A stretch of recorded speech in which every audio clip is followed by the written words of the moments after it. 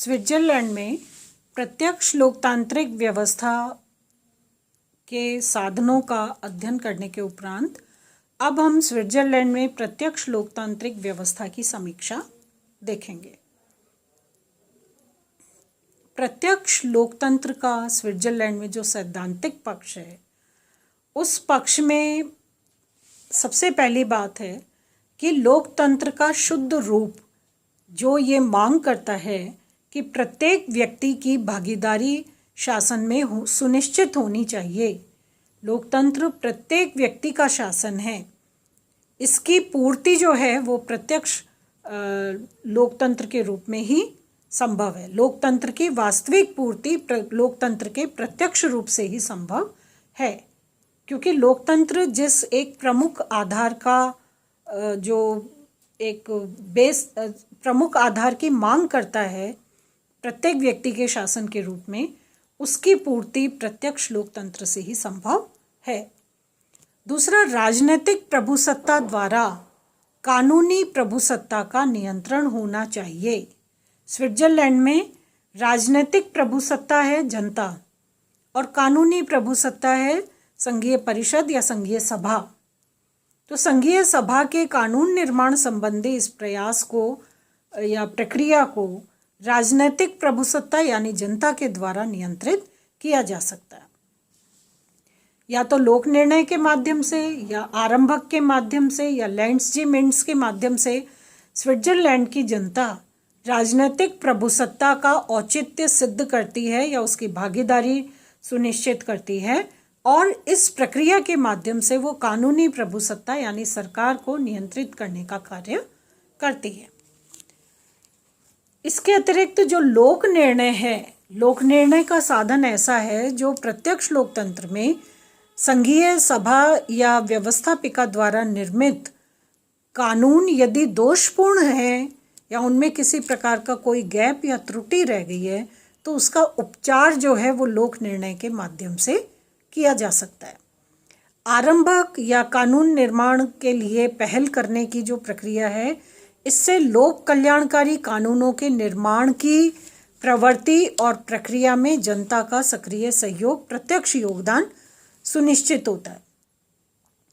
फिर ये साधन और इन साधनों के माध्यम से संचालित जो प्रत्यक्ष लोकतांत्रिक व्यवस्था है, ये स्विट्जरलैंड के समाज को एक प्रकार से क्रांति से सुरक्षित रखती है।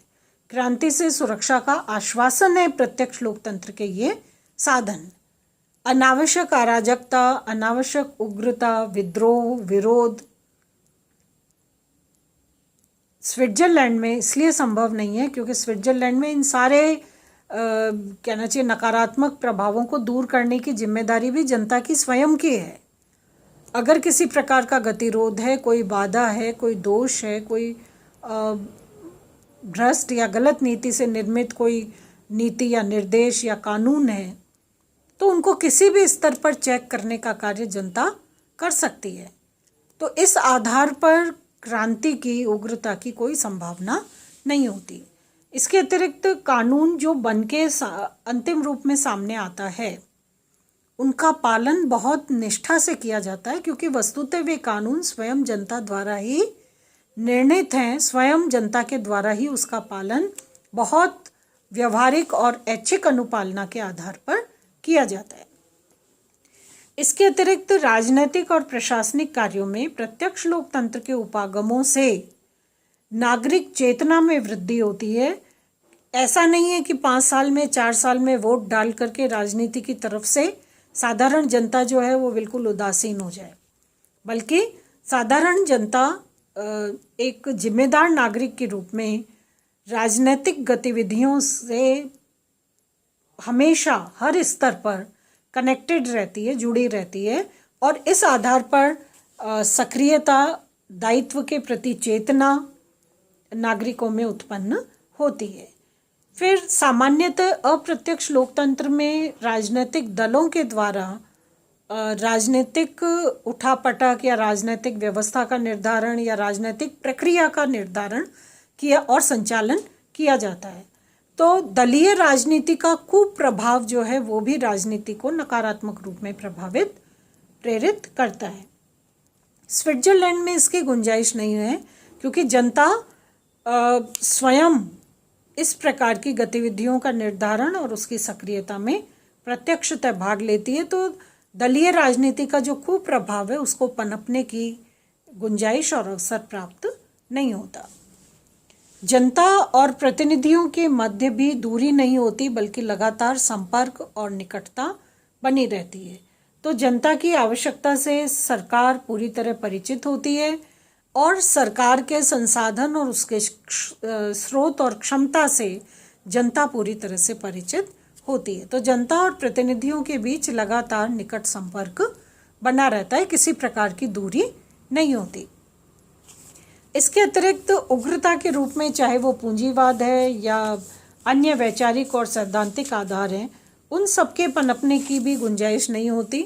साधारण जनता में उच्चता और निम्नता या सामाजिक भेद और राजनीतिक प्रकार के उग्र डिफरेंसेस जो हैं वो नहीं हो पाते, और एक प्रकार का सौहार्द और धैर्यशील वातावरण जो है वो प्रत्यक्ष लोकतंत्र के कारण बना रहता है, क्योंकि इसमें रिस्पॉन्सिबल इकाई जो है वो कोई दूसरी नहीं है बल्कि जनता स्वयं है। अगर अच्छा कानून बना है तो जनता ने बनाया है, गलत बना है या दोषपूर्ण बना है तो भी उसके लिए जनता खुद अपने आप को जिम्मेदार मानती है।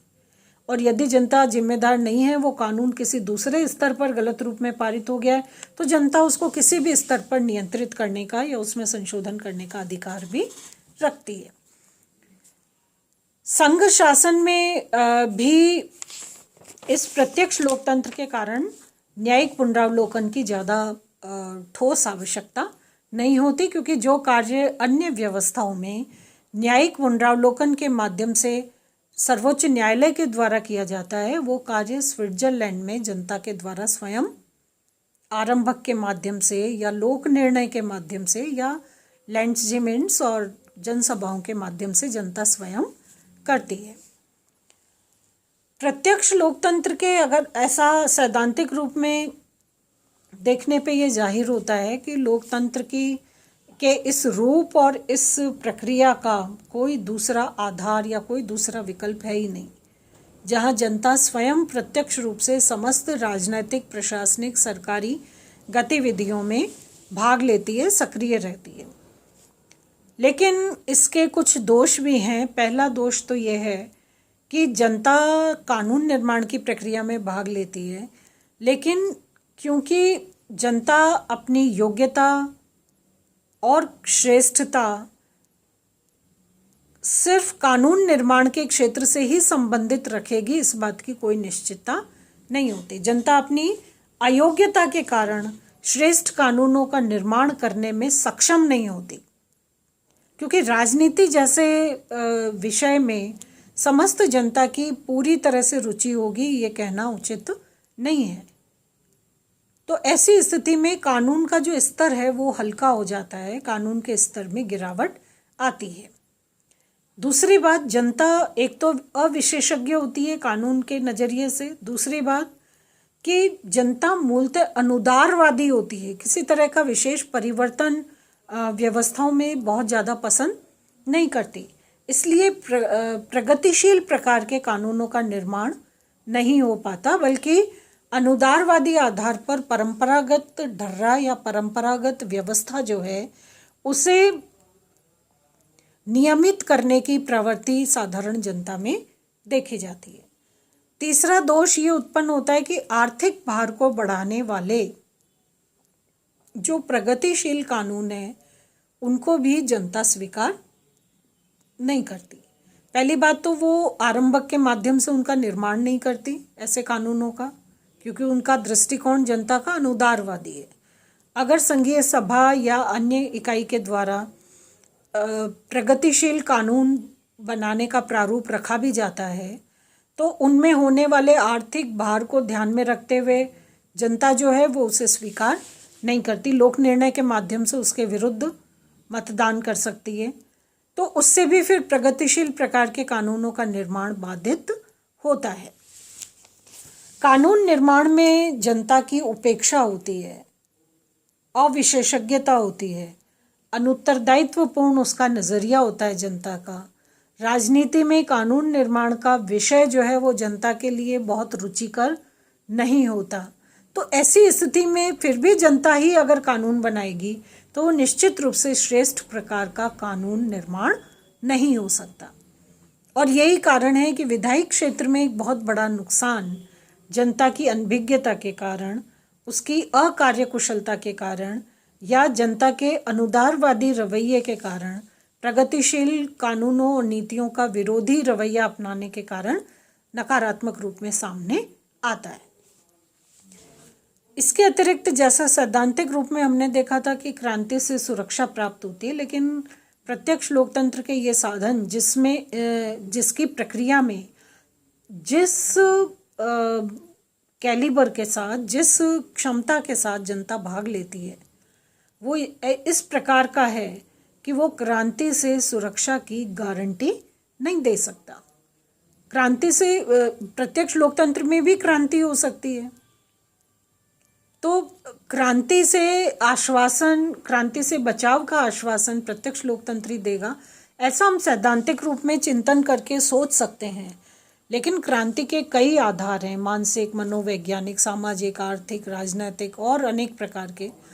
तो उन सब के आधार पर अगर हम देखें तो प्रत्यक्ष लोकतंत्र का जैसा रूप स्विट्जरलैंड में प्रचलित है, वो क्रांति से सुरक्षा की गारंटी या सुनिश्चितता निर्धारित नहीं कर सकता।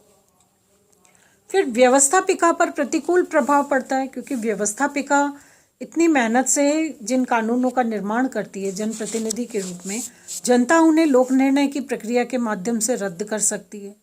तो इससे एक प्रकार का हतोत्साहित कहना चाहिए प्रभाव जो है वो व्यवस्थापिका के सदस्यों पर पड़ता है।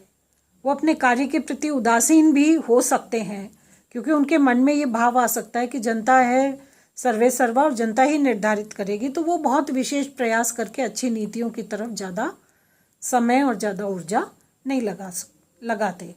तो ये स्थिति भी हो सकती है जो लोकतंत्र के प्रत्यक्ष लोकतंत्र के लिए घातक हो सकती है। इसके अतिरिक्त प्रत्यक्ष लोकतंत्र के साधनों से, आरंभक और लोक निर्णय से जो प्रशासनिक कुशलता है उस पर भी बुरा प्रभाव पड़ता है, क्योंकि जनता साधारण प्रकार के दृष्टिकोण और साधारण प्रकार का कहना चाहिए टेक्निक से परिचित होती है। विशेष टेक्निक से, जिन कानूनों का विशेष ज्ञान से जिस प्रकार के विधेयकों का प्रारूप तैयार किया जाता है, आरंभक और लोक निर्णय के द्वारा उसमें दखल या हस्तक्षेप की पूरी संभावना बनी रहती है, जो कि एक प्रकार से प्रशासनिक कार्यकुशलता पर नकारात्मक प्रभाव, विपरीत प्रभाव डालती है। इसके अतिरिक्त लोक निर्णय जो है वो जनता का दर्पण नहीं है, क्योंकि लोक निर्णय में समस्त जनता की राय की बजाय पुनः वो ही जो राजनीति को प्रतिनिधित्व देने वाले, राजनीतिक क्षेत्र में ज़्यादा सक्रिय जो पक्ष है, व्यक्ति हैं, इकाई है या कोई संगठन है, उसी की राय को लोक निर्णय के रूप में अभिव्यक्ति मिल सकती है। तो ये राजनीतिक प्रक्रिया में संभव है, और यही कारण है कि कहा जाता है कि ये मान लेना कि लोक निर्णय जनमत का दर्पण है, ये उचित नहीं है, क्योंकि हो सकता है कि लोक निर्णय के रूप में जो राय अभिव्यक्त की गई है वो समस्त जनता की राय नहीं है। इसके अतिरिक्त इसमें समय और धन का अनावश्यक व्यय होता है। जो प्रक्रिया बहुत साधारण सीधी है उसमें भी लोक निर्णय और अनिवार्य और ऐच्छिक लोक निर्णय की प्रक्रिया देकर एक समय व्यय का और धन के व्यय का एक अतिरिक्त आधार तैयार हो जाता है। राजनीतिक दल इस प्रक्रिया में, प्रत्यक्ष लोकतंत्र की प्रक्रिया में भी रुकते नहीं हैं, बल्कि जनता क्योंकि क्षेत्र में उदासीन है, तो जनता की उदासीनता का फायदा उठाकर राजनीति समस्त व्यक्तियों के लिए रुचि का क्षेत्र नहीं हो सकता। इसलिए राजनीतिक दल अपनी राजनीतिक मंशा को पूरा करने के लिए इस उदासीन और निष्क्रिय प्रकार की जनता के का फायदा उठाकर अपने राजनीतिक हितों को पूरा करने की चेष्टा भी कर सकते हैं। जनता निर्णय लेगी, इसका मतलब है कि जनता को बहुत अलर्ट और सक्रिय होना पड़ेगा। लेकिन प्रत्यक्ष लोकतंत्र में निर्णय जनता तो लेगी, लेकिन जनता यदि सक्रिय नहीं है, चेतनशील नहीं है, रुचि के आधार पर राजनीति का निर्धारण करने की प्रक्रिया में अपने आप को इन्वॉल्व करने के लिए तैयार नहीं है, सहमत नहीं है, तो उस स्थिति में तो राजनीतिक दलों का प्रभाव और उनकी चेष्टाएं निश्चित रूप से समाज में बढ़ेंगी। और जब ये बढ़ेंगी तो राजनीतिक दलों की सक्रियता के साथ उनके जो अंतर्निहित दोष हैं वे भी राजनीति को, व्यवस्था को प्रभावित करेंगे। और नागरिक चेतना के प्रति जो है वो सामान्य तौर पे उदासीनता जो देखी जाती है, उसके कारण प्रत्यक्ष लोकतंत्र सफल नहीं रहता। और साथ ही साथ असंवैधानिक प्रकार की परंपराओं के विकास का एक आधार इस प्रत्यक्ष लोकतंत्र के अवरोधों के कारण उत्पन्न होता है। लोक निर्णय से, जैसे हमने पहले देखा था कि जिन विषयों को संघीय सभा अति आवश्यक घोषित कर देती है उन पर लोक निर्णय की, जनता की राय जानने की आवश्यकता नहीं है। ऐसे विधेयक, ऐसे कानून 1 वर्ष तक जारी रह सकते हैं, उसके बाद वो समाप्त हो जाते हैं। अब यदि लोक निर्णय इस प्रकार का है कि संघीय सभा को ये लगता है कि इसमें लोक निर्णय विपरीत जाएगा, तो अपने इस विधेयक प्रारूप को पारित करने के लिए हो सकता है संघीय सभा किसी विधेयक को या किसी कानून को अति आवश्यक घोषित कर दे। अति आवश्यक घोषित करने के बाद लोक निर्णय का दायरा वहाँ से हट जाता है, लोक निर्णय की परिधि हट जाती है और वो सीधा ही संघीय सभा की इस घोषणा के बाद विधेयक कानून बन के लागू हो जाता है। तो ये गलत असंवैधानिक परंपरा है एक प्रकार से, जो गलत डायरेक्शन में जाती है लेकिन जिसकी संभावना बनी रहती है। इसी प्रकार शासकीय आदेश के रूप में कानून जारी करने का भी प्रयास किया जा सकता है, क्योंकि शासकीय आदेश जो होते हैं इन पर भी लोक निर्णय की आवश्यकता नहीं होती। तो ये कुछ ऐसे उपाय हैं जिनके ऐसे साधन हैं जिनके आधार पर संघीय सभा लोक निर्णय या प्रत्यक्ष लोकतंत्र के नियंत्रण से बचकर अपनी इच्छा के अनुसार भी कानूनों का निर्माण करवा सकती। लेकिन फिर भी तुलनात्मक रूप में अगर हम देखें तो स्विट्जरलैंड में प्रत्यक्ष लोकतंत्र काफ़ी हद तक सफल रहा है, और जहां विश्व के अन्य देशों में लोकतंत्र के अप्रत्यक्ष रूप को व्यवहारिक माना है, वहाँ स्विट्जरलैंड में आज भी लोकतंत्र का प्रत्यक्ष रूप ही प्रचलन में है। स्विट्जरलैंड की अनेक परिस्थितियाँ इस प्रकार की विशेषता लिए हुए हैं कि उन्होंने एक विशेष प्रकार की राष्ट्रीयता और एक विशेष प्रकार के लोकतंत्र को सफल होने के लिए एक मजबूत और सशक्त आधार प्रदान किया है। दूसरी जगह जैसा सामान्य रूप में होता है वनस्पति, एक जगह की वनस्पति को दूसरी जगह पर रोपित नहीं किया जा सकता। स्विट्जरलैंड में भी यही स्थिति है कि यहाँ परंपरा के रूप में वो पृष्ठभूमि तैयार है, प्रिपेयर्ड है प्रत्यक्ष लोकतंत्र के लिए। तो इसलिए चाहे हमें ऊपरी तौर पर देखने में कुछ बाधाएं लगती हों, लेकिन स्विट्जरलैंड में प्रत्यक्ष लोकतंत्र वस्तुतः पूरी तरह सफल रहा है। पहला, स्विट्जरलैंड की भौगोलिक स्थिति है जो चारों तरफ से लॉक्ड है, एक तरह से सुरक्षित है। किसी प्रकार की कहना चाहिए खतरा या किसी प्रकार की चुनौती विशेष रूप से बाधित करने वाली स्विट्जरलैंड को प्रतीत नहीं होती। फिर स्विट्जरलैंड के नागरिकों का चरित्र इस प्रकार का है कि वो प्रत्यक्ष लोकतंत्र में की प्रक्रिया में बहुत सक्रियता से, ईमानदारी से, पूरी रुचि के साथ भाग लेते हैं। इसलिए इस नागरिक चरित्र के कारण भी स्विट्जरलैंड में प्रत्यक्ष लोकतंत्र सफल रहा है। फिर स्विट्जरलैंड में शिक्षा का प्रचार और प्रसार बहुत उच्चतम स्तर पर है, और शिक्षा क्योंकि विवेक और सोचने समझने के दायरे को बढ़ाती है, विकसित करती है, इसलिए स्विट्जरलैंड में ये समस्या प्रत्यक्ष लोकतंत्र के संदर्भ में बिल्कुल नहीं है कि यहाँ की जनता उदासीन है या स्विट्जरलैंड में लोकतंत्र इसलिए असफल हो सकता है क्योंकि यहाँ पे जनता और सरकार के बीच दूरी आ जाती है या राजनीतिक दल ज़्यादा सक्रिय हो सकते हैं। ऐसा नहीं है। स्विट्जरलैंड की जनता में शिक्षा का जो प्रचार और प्रसार का स्तर है उसने स्विट्ज़रलैंड के नागरिक चरित्र का बहुत उदारता से, बहुत कहना चाहिए एक मजबूत तरीके से निर्धारण किया है, और इसलिए स्विट्ज़रलैंड में प्रत्यक्ष लोकतंत्र के लिए किसी प्रकार की कोई चुनौती नहीं है।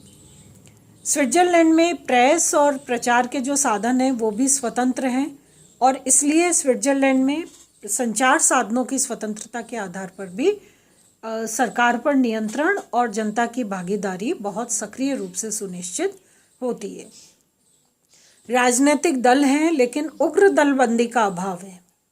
जहां राजनीतिक दलों में उग्रता आती है, वहीं पर व्यवस्थाओं के लिए चुनौतियां उत्पन्न हो जाती हैं, अस्थिरता उत्पन्न हो जाती है। लेकिन स्विट्ज़रलैंड में राजनीतिक दलों में उग्र दलबंदी का अभाव है।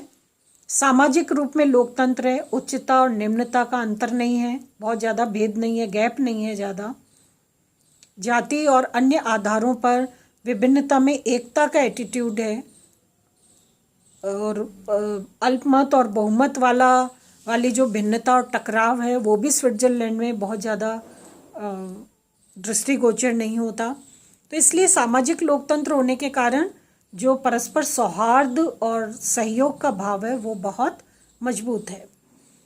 मध्य वर्ग जो है उसकी प्रधानता है, उसका क्षेत्र और दायरा बड़ा, आकार बड़ा है। मध्यम वर्ग जितना बड़ा होगा, उच्च और निम्न वर्ग के बीच में एक बैलेंसर के रूप में उसकी भूमिका उतनी ही सराहनीय होगी। तो मध्यम वर्ग की प्रधानता है।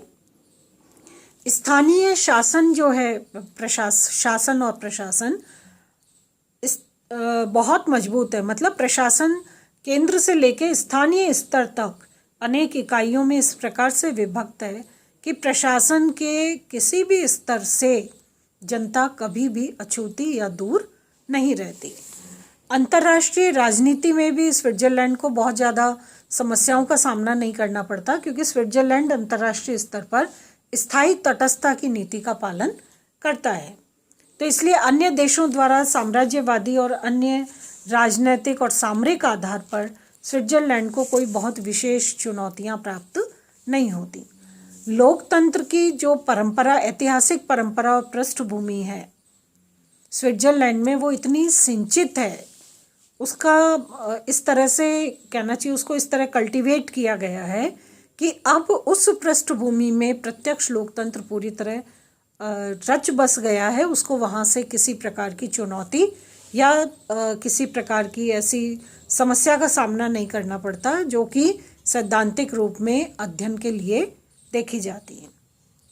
व्यवहारिक रूप में स्विट्ज़रलैंड में सैद्धांतिक रूप में उपस्थित होने वाले जो कारक हैं, जो लोकतंत्र को बाधा के मार्ग में बाधा बन सकते हैं, उनका व्यवहारिक रूप में अस्तित्व इसलिए नहीं दिखाई पड़ता क्योंकि स्विट्ज़रलैंड की जो पृष्ठभूमि है ऐतिहासिक रूप में लोकतंत्र के लिए बिल्कुल अनुकूल है।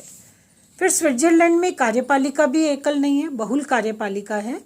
7 सदस्यों की ये समिति मिलकर कार्य करती है। तो इसलिए शक्ति की दृष्टि से अनावश्यक रुझान निरंकुशता की दिशा में अग्रसर नहीं हो सकता। ये बहुल कार्यपालिका बहुत संयुक्त और मिश्रित रूप में कोऑर्डिनेशन के आधार पर, परस्पर सहयोग के आधार पर अपने दायित्व की पूर्ति करती है, जिसमें निरंकुशता की संभावना नहीं होती। और इसीलिए ये कहा जाता है कि स्विट्ज़रलैंड जो है वो लोकतंत्र का घर है, होम ऑफ डेमोक्रेसी, क्योंकि स्विट्ज़रलैंड में ही प्रत्यक्ष लोकतंत्र किसी न किसी रूप में उपस्थित है। विश्व के अन्य देशों ने जहां अप्रत्यक्ष स्वरूप को अपनाकर लोकतंत्र की पूर्ति की है, वहां अपने विशेष और बहुत व्यवहारिक आधारों पर लोकतंत्र के प्रत्यक्ष स्वरूप को अपनाकर और स्थापित करके लोकतंत्र के केंद्र के रूप में, लोकतंत्र की प्रयोगशाला के रूप में, लोकतंत्र के घर के रूप में स्विट्ज़रलैंड अपनी विशिष्ट पहचान रखता है। धन्यवाद।